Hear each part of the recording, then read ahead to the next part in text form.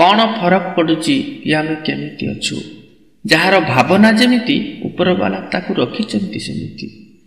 ନମସ୍କାର, ମୁଁ ଦେବାଶିଷ। ଆଜି ପୁଣି ଥରେ ମନକୁ ପରିବର୍ତ୍ତନ କଲା ଭଳି ଏକ ସୁନ୍ଦର କାହାଣୀ। ଆଜିର ଏହି କାହାଣୀଟି ଜଣେ ଭିକାରୀଙ୍କର, ଯାହାଙ୍କର 2ଟି ହାତ ନଥିଲା। ସେ ଏକ ପାର୍କରେ ବସି ସବୁଦିନ ଭିକ୍ଷା କରୁଥିଲେ, ଆଉ ସେଇଥିରୁ ତ ଯାହା ବି କିଛି ମିଳୁଥିଲା ସେ ନିଜର ଜୀବନକୁ ଅତିବାହିତ କରୁଥିଲେ। 2ଟି ହାତ ନାହିଁ, ଜନ୍ମରୁ ପଙ୍ଗୁ, ତଥାପି ସେ ନିଜକୁ ହାର ମାନି ନଥିଲେ। କେବେ ଅନ୍ୟ ଉପରେ ବୋଝ ହେବାକୁ ଚାହୁଁନଥିଲେ। ନିଜ ଜୀବନକୁ ନିଜେ ବଞ୍ଚିବାକୁ ଚେଷ୍ଟା କରୁଥିଲେ। ସେହି ପାର୍କକୁ ବୁଲି ଆସୁଥିବା ଲୋକଙ୍କୁ ସାହାଯ୍ୟ ମାଗୁଥିଲେ। ଯିଏ ବି ଯାହା ଯେତିକି ସାହାଯ୍ୟ କରୁଥିଲେ ସେଇଥିରେ ଚଳି ଯାଉଥିଲେ। ମନରେ ତିଳେ ବି କଷ୍ଟ ନଥିଲା କି ନିଜର 2ଟି ହାତ ନାହିଁ ବୋଲି। ସେଇପଟେ ରାସ୍ତା ଦେଇ ଜଣେ ଯୁବକ ପ୍ରତ୍ୟେକ ଦିନ ଅଫିସ ଯାଉଥିଲେ, ଆଉ ଗଲା ବାଟରେ ସେ ଭିକାରୀ ଜଣକୁ ଦେଖୁଥିଲେ। ଦିନେ ତାଙ୍କର ଅଫିସ ଛୁଟି ଥିଲା। ଆଜି ମନ ବି ଟିକେ ପ୍ରଫୁଲ୍ଲ ଥିଲା। ଭାବିଲା ଯାଇ ସେଇ ପାର୍କ ଆଡ଼େ ଟିକେ ବୁଲି ଆସିବି। ଯାଇ ସେଠି ସେ ଭିକାରୀ ଜଣକୁ ଦେଖିଛି ତ ଏ ଯୁବକ ଜଣକର ମନରେ ଟିକେ କୌତୂହଳ ଜାତ ହେଇଛି। ସେ ଭିକାରୀ ଜଣକୁ ଯାଇ ପଚାରିଛି, କି ବାବାଜୀ, ମୋର ତୁମକୁ କିଛି ପ୍ରଶ୍ନ ପଚାରିବାର ଥିଲା। ତୁମ ପାଖରେ ତ ସମୟ ଅଛି ନା? ବାବାଜୀ ଜଣକ କହିଛନ୍ତି, ହଁ, ପଚାରୁନ କ'ଣ, ମୁଁ ତ ସବୁବେଳେ ଫ୍ରି ଅଛି। ଏଇ ଯୁବକଟି କହିଛି, ବାବାଜୀ, ତୁମର ତ 2ଟି ହାତ ନାହିଁ, ତୁମକୁ କିଛି ଖରାପ ଲାଗେନି?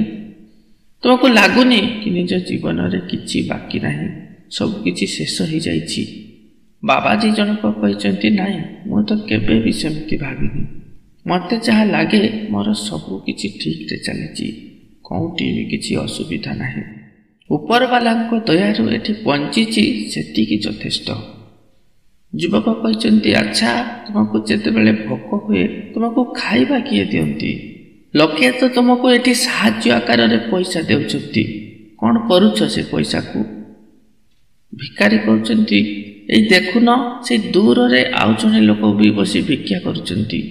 ସେ ଏଠି ଭିକ୍ଷା କରିବା ଛଡ଼ା ଆହୁରି ବି ଗଳି ଗଳିରେ ଯାଇକି ଭିକ୍ଷା କରେ। ଲୋକେ ତାକୁ କିଏ ଖାଇବା ଦିଅନ୍ତି, କିଏ କ'ଣ ସାହାଯ୍ୟ କରନ୍ତି। ମୁଁ ତା ପାଖରୁ ପଇସା ଦେଇ ଖାଇବା କିଣି ଆଣେ।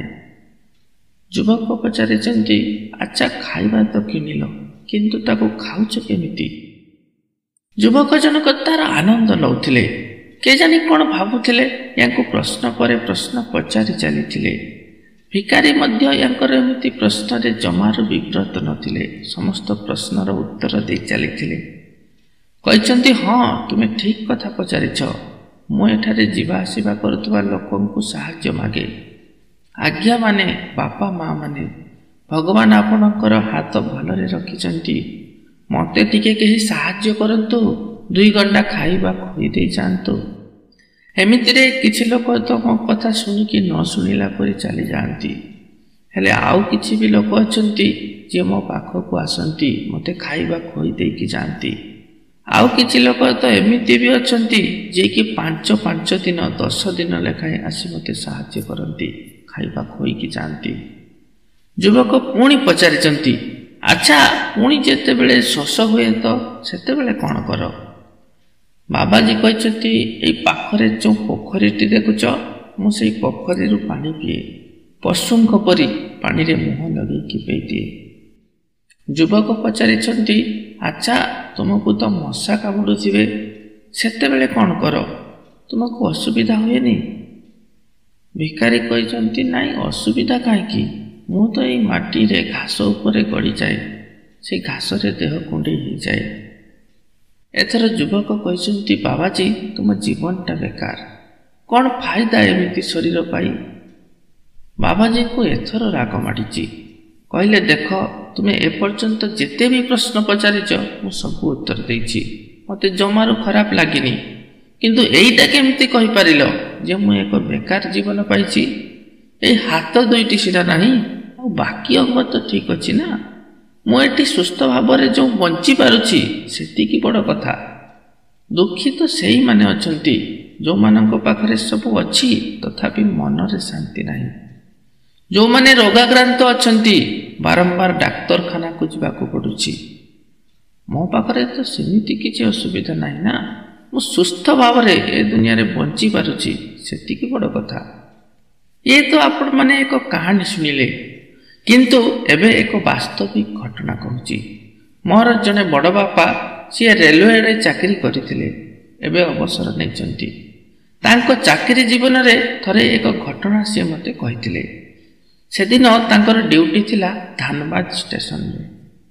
ସେ ଷ୍ଟେସନରେ ନିଜର ଡ୍ୟୁଟି କରୁଥିଲେ। ଷ୍ଟେସନରେ ଏକ କଡ଼ରେ ଏକ ନିଛାଟିଆ ଜାଗାରେ ଇଏ ଦେଖିଲେ କିଛି ଲୋକ ଏକତ୍ର ହୋଇଛନ୍ତି। ତେବେ ୟାଙ୍କ ମନରେ କିଛି ଜିଜ୍ଞାସା ଜାଗିଛି ଯେ ସେଠି କ'ଣ ହେଉଛି, ଏତେ ଲୋକ ରୁଣ୍ଡ ହୋଇଛନ୍ତି କାହିଁକି। ଇଏ ଯାଇ ଦେଖିଛନ୍ତି ଜଣେ ବାବାଜୀ ସେଠାରେ ଉପସ୍ଥିତ ଲୋକମାନଙ୍କୁ କିଛି ଉପଦେଶ ଦେଉଛନ୍ତି। ଏ ଲୋକମାନେ ମଧ୍ୟ ଆଗ୍ରହର ସହିତ ତାଙ୍କର କଥା ଶୁଣୁଛନ୍ତି। ଏମିତିକି ସିଏ ମଧ୍ୟ ସେଠାରେ କିଛି ସମୟ ତାଙ୍କ ବକ୍ତବ୍ୟ ଶୁଣିଛନ୍ତି।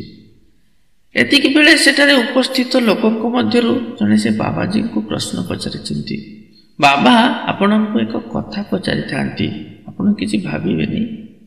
ମୁଁ ଲକ୍ଷ୍ୟ କରୁଛି ଆପଣ ଦୀର୍ଘ ଦିନ ହେବ ଏଇ ଗୋଟିଏ ଜାଗାରେ ରହୁଛନ୍ତି, ଆପଣ କୁଆଡ଼େ ଯାଉ ବି ନାହାନ୍ତି, କିନ୍ତୁ ଆପଣ ଖାଉଛନ୍ତି କ'ଣ?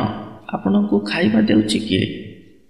ସାଧୁ ଜଣକ ଏକ ସ୍ମିତ ହାସ୍ୟପୂର୍ବକ ତାଙ୍କ ପ୍ରଶ୍ନର ବଡ଼ ସୁନ୍ଦର ଭାବେ ଉତ୍ତର ଦେଇଛନ୍ତି, ବାବା, ମୋ ଖାଇବା ତ ଉପରବାଲା ଜାଣନ୍ତି।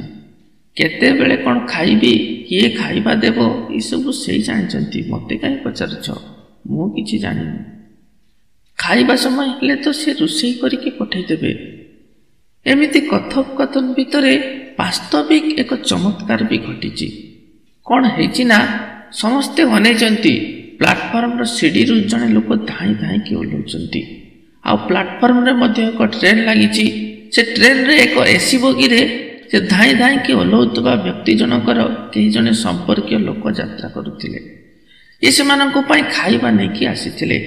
କିନ୍ତୁ ଚମତ୍କାର, ସେ ଖାଇବା ଧରି ସେ ବଗି ପାଖରେ ତ ପହଞ୍ଚିଛନ୍ତି, ଠିକ୍ ଏତିକି ବେଳେ ଟ୍ରେନ୍ଟି ମଧ୍ୟ ଗଡ଼ିବା ଆରମ୍ଭ କରିଯାଇଛି।